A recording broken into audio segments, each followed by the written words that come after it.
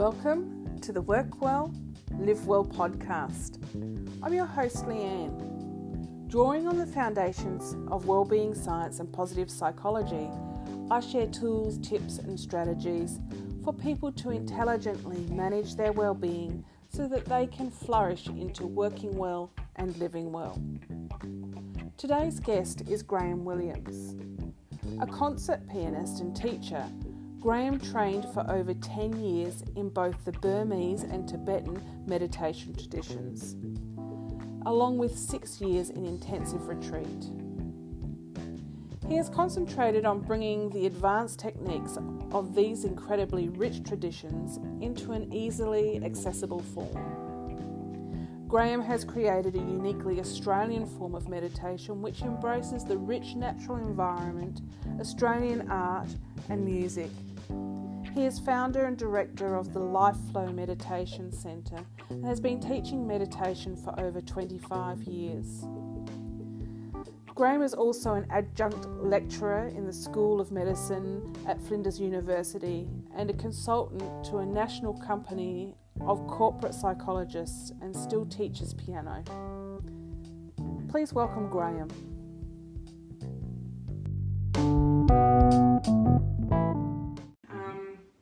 I'd love to hear from you, Graham. What brought you to meditation? Well, it was mainly one thing. I was going to say a couple of things, so let's look at it. I didn't have any interest initially at all in, Eastern religions or anything like that. And my career was as a concert pianist. I was studying in Paris.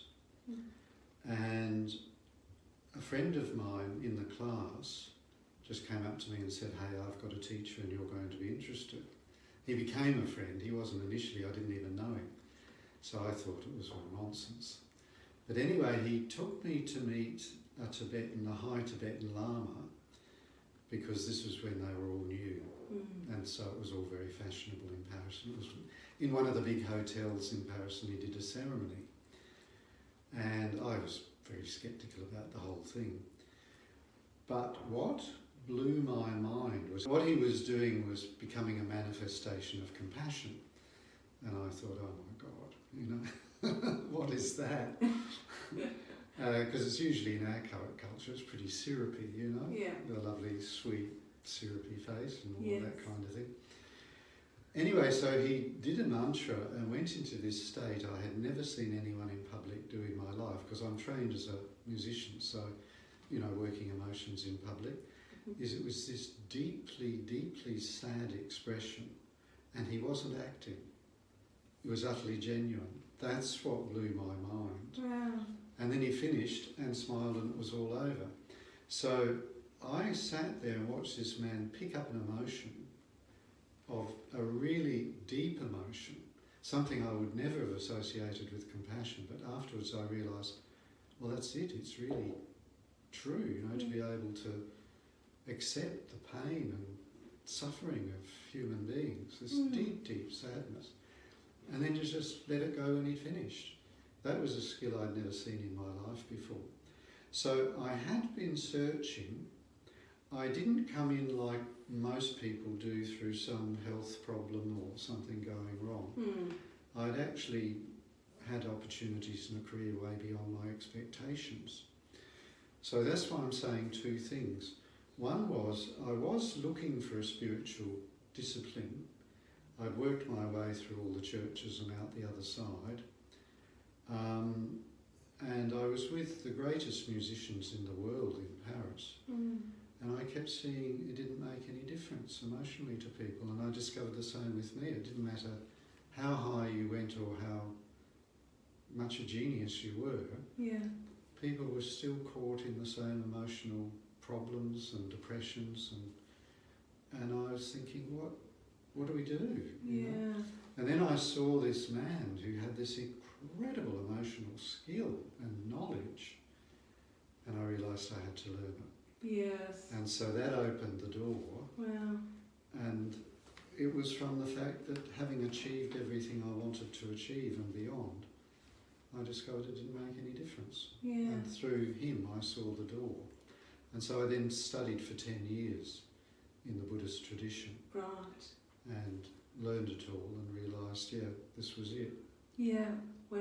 The knowledge and skill and tools to be able to manage your own emotions, to understand how they work, to know how the mind works, and to keep it healthy and good, and keep your state, yourself in a really good, healthy state. Yeah, and it's very empowering to have that knowledge, isn't it? Absolutely. Yeah. And I think it's essential. And as we say in all our classes, you know, in our culture, different cultures are different. In ours, the knowledge of science, technology, the body, the physical world is absolutely phenomenal.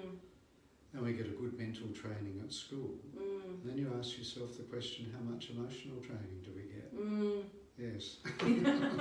That's the answer. Yeah. I asked a group of 60 teenage school kids once, and they sort of looked at me puzzled, and then one kid said, well, you wing it, don't you? And I went, that's the right answer.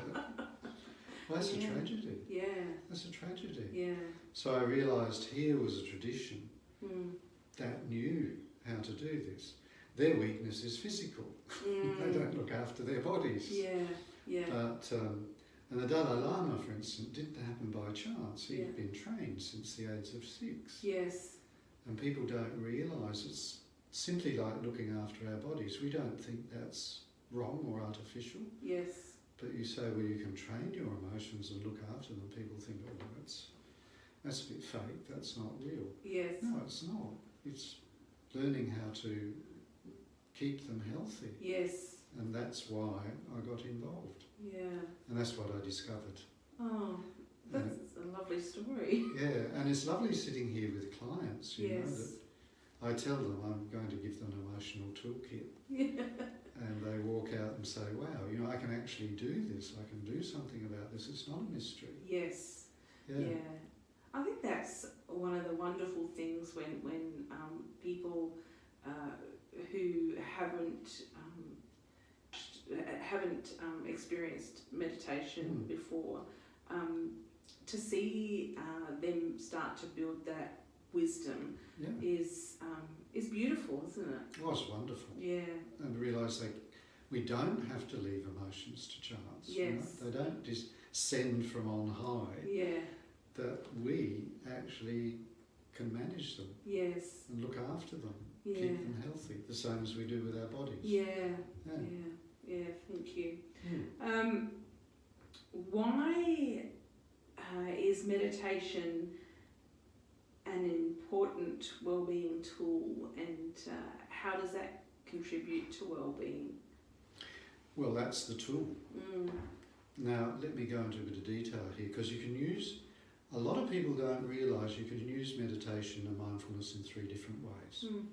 One is therapeutically, and that's the most known and most popular one, of course. You can also use it for personal development and for spiritual growth. And even practitioners don't realise they're different goals, and you use them in different ways. So you need to really know what you're using it for. So for well-being and health, you're using it to keep yourself in a good state, to build a healthy sense of self, you know. For personal development, you've achieved that and want to open up things that you haven't developed yet. For spiritual growth, you're learning to go beyond yourself. So it's a totally different goal. Yeah. Now, having said that, what meditation gives, it's the one tool where you can turn in and actually become aware of what's going on inside of you, your own sensations, your feelings, your thoughts, your emotions. And that's what it's specifically designed to do. That's its purpose-built, you know, design. Yeah. That's the only thing that can do that. Yeah. And the East has developed that to its ultimate end, the same way that we've developed science and technology. So our aim here at Lifeflow, my aim has always been to bring the best of both together. Yes. To not throw away what we've developed, which is phenomenal. Yes. But as I said, our weakness is our inner life, our emotions. Yeah. Is to be able to learn the tools from the East and learn how to use them well. In fact, the Dalai Lama put it very well decades ago when he was asked what can the West and the East bring to each other. He said it very simply, what the West can give the East is hospitals, right? So there's the knowledge and technology, and what the East can give the West is meditation. Yes. And I think it's absolutely correct. I agree. So our whole aim here at Lifeflow has been to integrate this into our own culture so people can pick it up very easily, but also to keep the depth of the tradition there. And that's why I mentioned the 3 ways you can use it, because we track that through in our courses. Yeah. And so it's very important that people know what they want to use it for. Yes. Yeah. Well, last year at the Meditation Australia conference, I was part of one of your sessions where you introduced meditation and music, and it was something that I really enjoyed. Can you help the audience understand the connection between music and meditation? Oh, I'm delighted you enjoyed it. Now, I've trained as a musician, right, from a little kid, so that was my path, that was my career. When I really started to understand meditation, I realised the one true tradition of meditation in our culture is music. It's not working on yourself though, but music is where directly without words you go straight to creating emotions. Yes. And so as a musician you get to play every emotion there is, to build them out of nothing, you know, and to take an audience with you so that they get to experience the breadth and width of emotion which isn't possible in their ordinary life. Yes. And I discovered that they're taught in exactly the same way. So I'm talking classical music training, where you have a teacher, you are given exercises, you go away, you practice, you come back, they're tested, and then you gradually build up a repertoire, the whole knowledge and the skill of being able to do this. Yes. But what I discovered is, of course, it doesn't affect the musicians themselves. Like a conductor friend of mine quoted, you know, why is it that music soothes the savage beast except for musicians? Which is absolutely true, because they're doing it for the audience. So I thought, well, why can't you do this for yourself? Yeah. And that's one of the questions that led me into this, where I discovered you can. Yeah. So it's not the same now for people, you know, learning therapeutically on an app or go to a class or something like that. But if you really take the training on, so you start to move into personal development or spiritual growth, it's useful when you're doing it therapeutically as well, is you need a teacher, someone who's been there, who's done it, same as if you learn music or golf or sport, someone you feel it from, you know, who you're with, who can check you. And in the East, that's the way they taught it, exactly the same way. So I realised then, when I discovered all that, that's how I worked with my teachers. Yes. Is that music is the one thing that's survived in our culture that's dealing with our inner life and emotions, where you can practice them and where there is the knowledge to do that. It's just that you're doing it to perform, you're not doing it for yourself. Whereas meditation works exactly the same way, except you're doing it for yourself. So that's the link. And music can be very moving, can't it? That's its function, is to do that. It's just well, I've found from time to time where I've been taken by surprise by the music I've listened to, and I've ended up in tears or something like that. That whole journey that you take with music is can be very powerful. Absolutely, Yeah. it is. So when an audience goes to a concert, they are actually meditating. Yeah. I really mean it when I said it is the one true form of meditation in our culture. Yeah. You're in a meditation state, and musicians have to be in a meditation state to perform. And then you're going on that journey together. Yeah. To experience your own emotions, you know? Yeah. And they're being created through the music. Yeah. Yeah, so that's exactly what it's designed to do. Yeah. So it's a wonderful, we actually teach it as one of the ways to meditate. Right. We show people how to use it. Oh, wonderful. Yeah. It's very simple if you find some favourite music. The problem is we're surrounded by it all the time, so people don't take any notice. Yeah. But we use it as an informal meditation so people can realise that when you really listen to music, you are meditating. Yeah. So the easiest way if people have a favourite piece of music is to sit as you would in meditation or lie on the floor and then really open up to the sound of it, because you can feel it in your body if you become aware of it. And that's how you can start to use it consciously. If people want to experiment with using music as a meditation tool, what's the best way to start? Well, I think the best way to start is with your favourite piece, of course. Yeah. Then the difference is that music, for most people, is a background. It's just there all the time. They don't really listen to it.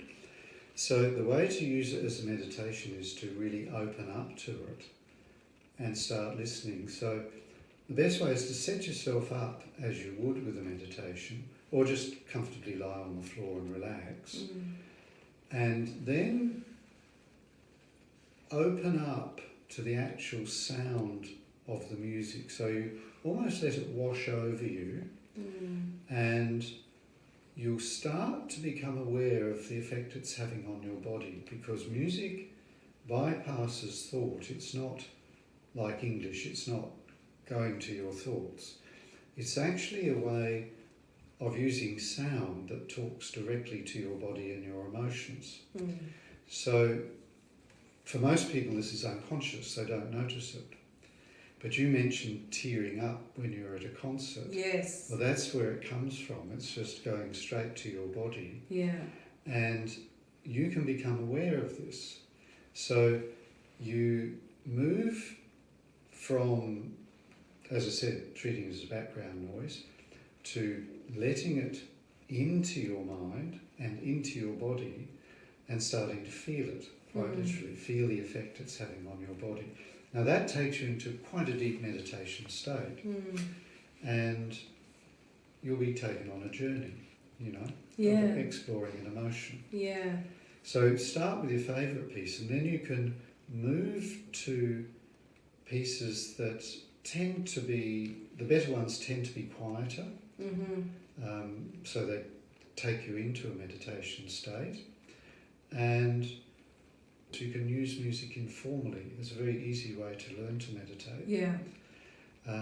Because it's designed to take you into a meditation state. When people go to a concert, they are meditating. Yes. When performers are performing, they are meditating. So people are all sharing that together. They're just not aware that that's what they're doing. Yeah. So by doing it this way, you become aware of what's happening, and it takes you into your inner life and your body, which is what all meditation is designed to do. Yeah. A question on the music. Is it only classical music that you would use as a meditation? Like, if there were songs and songs and music, does it have the same impact? Absolutely, yes. Yes. The answer's easy. So that's why I said your favourite piece. Yes. It doesn't matter. Doesn't matter. No. Yeah.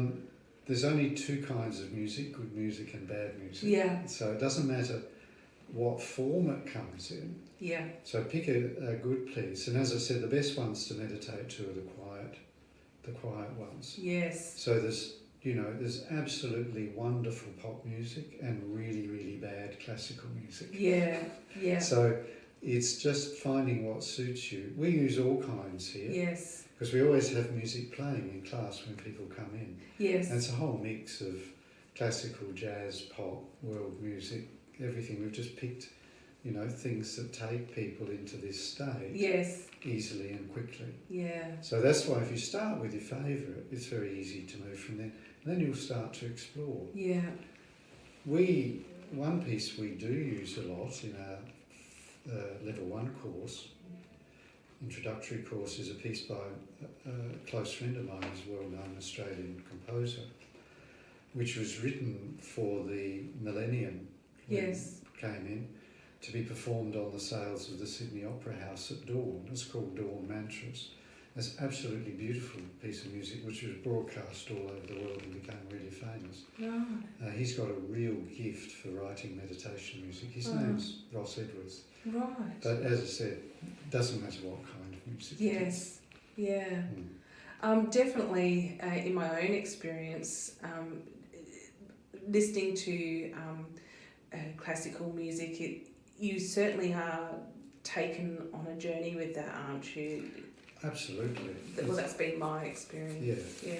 It's designed to really take an emotion and explore it, or more than one emotion. And what is wonderful about it is that people can explore emotions which are just impossible in their ordinary life. Yes.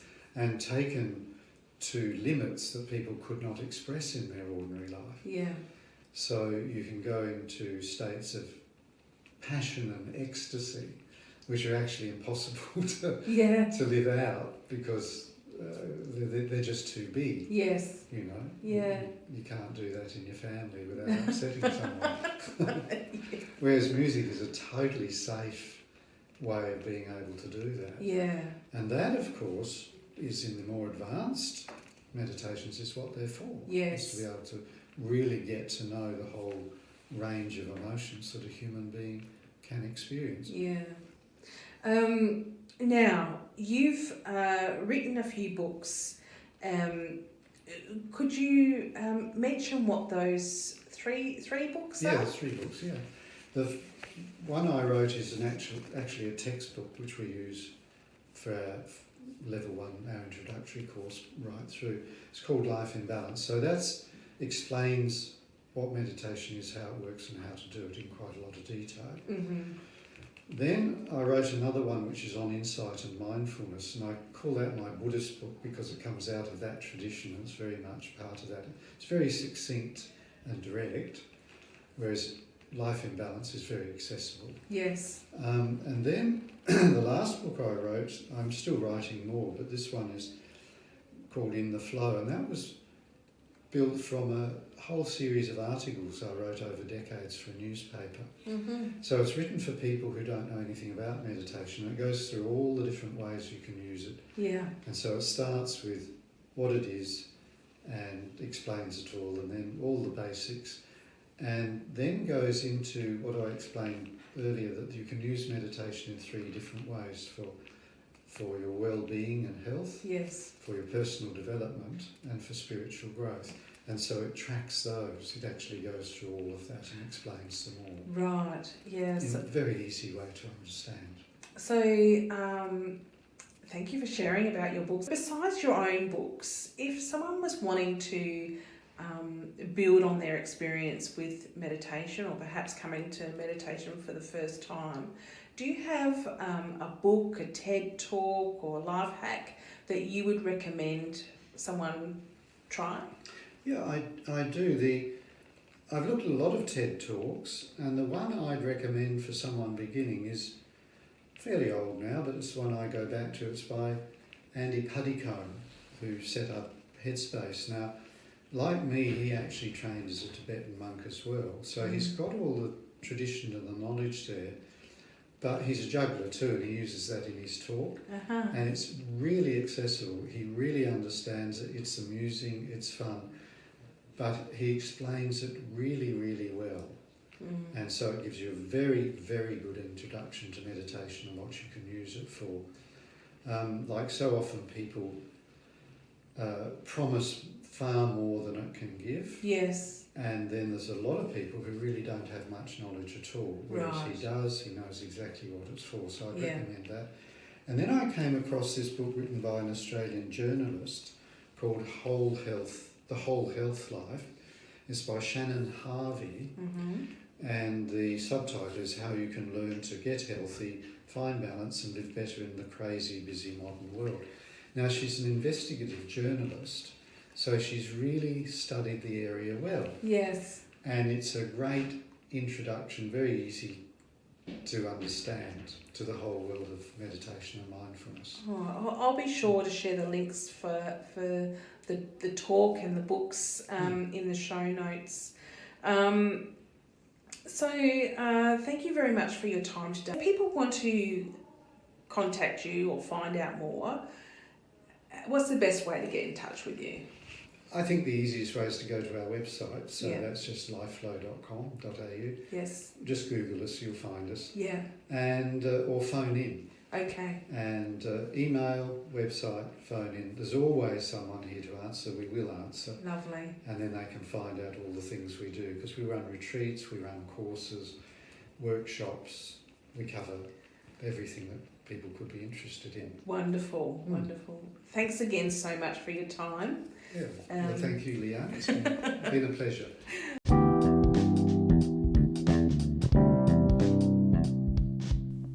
And thank you for joining me. You'll find links to Graham and his books in the podcast notes. If you found this podcast of benefit, please share it with someone you think will benefit too. I love to receive your feedback and would be grateful if you could rate my podcast in iTunes. I invite you to connect with me through LinkedIn and Facebook. Thanks again for joining me. Until next time, wishing you well-being. Bye for now.